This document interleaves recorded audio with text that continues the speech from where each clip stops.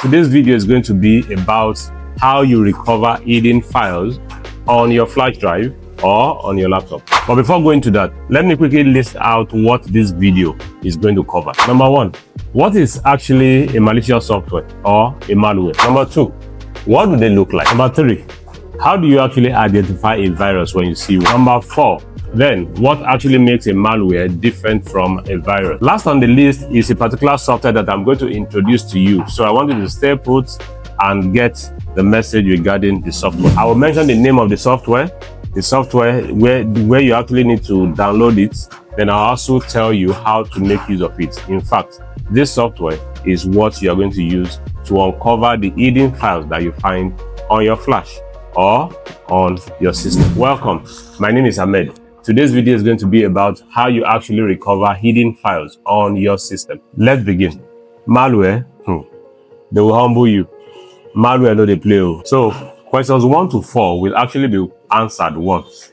The reason is simply because a malware is actually a compound name that represents viruses, it represents ransomware, it represents worm, and then trojans. So that is the compound name for it. So that is simply why we are going to be explaining them in broad terms. So one by one, I will tell you what it means and how you can actually understand them in your system whenever you find them. How do these malwares actually work on your system, or let's say destabilize your PC operations? Let's take viruses first. A virus often destabilizes the PC operations, and I mean, how do you see it? Sometimes when you see a function like you try to open a particular app on your PC and it just keeps booting as if it's going to open, but it takes almost forever. And at the end of the day, if it's going to open, it pops up a particular complaint, a particular dialog box comes up and tells you that so thing is wrong. Then you begin to suspect a virus. That is how viruses actually operate. There are some other viruses that are out there that might operate a bit differently, but that is majorly how a virus will operate, to destabilize the PC operation. The second one is actually the Trojan. A Trojan is actually a particular type of malware that is built to monitor the activities of the user. I mean, you go online sometimes, you click something you're not so familiar with, then it creeps into your laptop. Creeping in means it does as if it want to install, but nothing happens physically to you.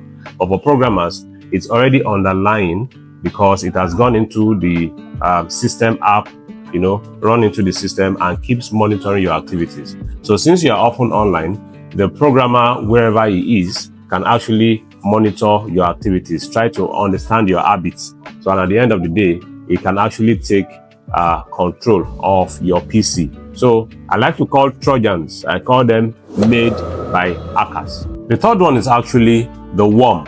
We call them worms because they easily replicate themselves on your system. So you might have a particular file or say Word document saved with a particular name. A worm can actually help you duplicate. And I remember a particular example now. There are some worms that you find on your hard drive or your flash drive, and you just discover that you have two of the files at different parts of your flash. It might be on maybe the first list and maybe the fifth.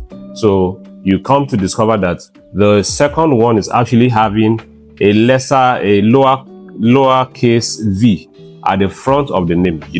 The v will start the numbering. So in that case, if you look at your flash very well, you then discover that the other one is the one carrying the entire name. So the trick behind it is often that the one with the v is actually the main file.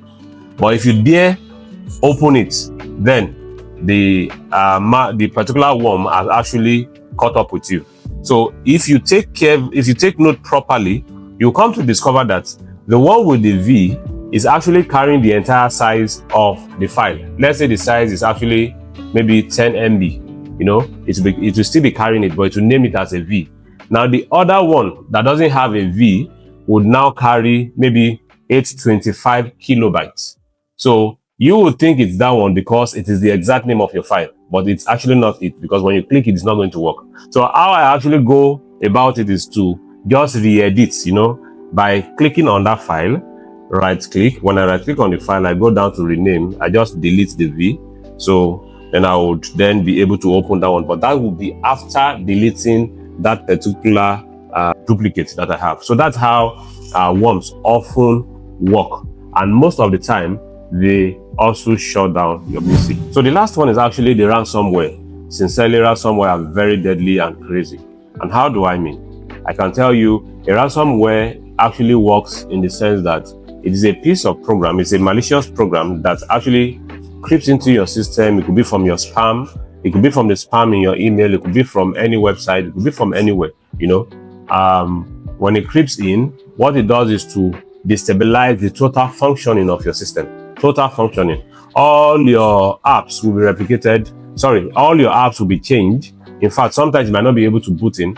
So what really happens at that moment is most of ransomwares will let your system boot up.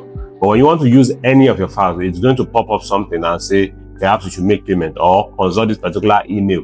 So what the programmer is trying to do there is actually to take some ransom from you before you can have access to your files. And they often do this. They don't do this to, everyday users, They often do this to big corporations. They as well do this to individuals that actually have some money.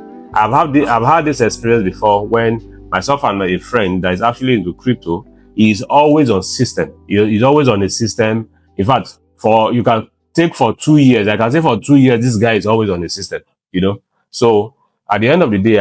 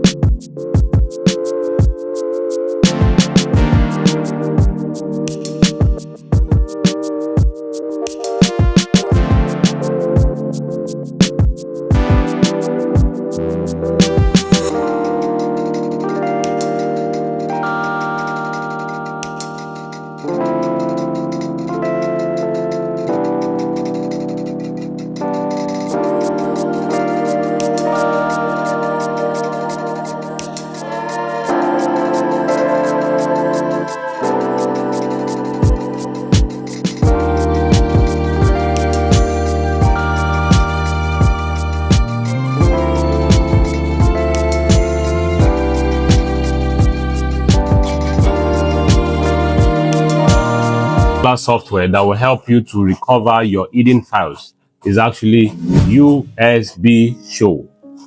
Now, this software is a very small, very light. In fact, I don't think it's up to 1 MB. So I'll drop the link where you can download it, in my detail below. And I'm also going to show you right now how to make use of it. So let's see that now. This is my flash, my flash drive. I've inserted it already. Then it's popping up scan and fix. That is because it has detected an error with the sectors. And then continue without scanning. So let me just take some time. Let me save some time, then continue without scanning. Okay. Now, what I can see here is this. I have PhD thesis. That's the only file. And the size of this file you can see is 76.9 MB. And this particular flash is actually 32 gig. And you can see it's red already, telling me it is 12.8 MB free. So the question is, by the time I open, I'm seeing just files that is 76.9 MB. So the question is, where are the remaining? Where are the other files on this flash drive? So what you need to do now is, let me go to, I think I have USB. Yeah, I have USB show here. Now I'll open it. I'm running. Okay, so when it comes up, you see the interface. Yes, now it's up. Very simple application. You know, like I mentioned the other time. Let me see. What's the size? Just 10 kilobytes. Sorry, 109 kilobytes. Imagine. So you change the language to English, then it tells you recover the hide files. Okay, now you are going to select your location. So I'm having new volume D. Then I'll click OK. Recovering. It's going to be very fast. So quick. 2 seconds. So it's done.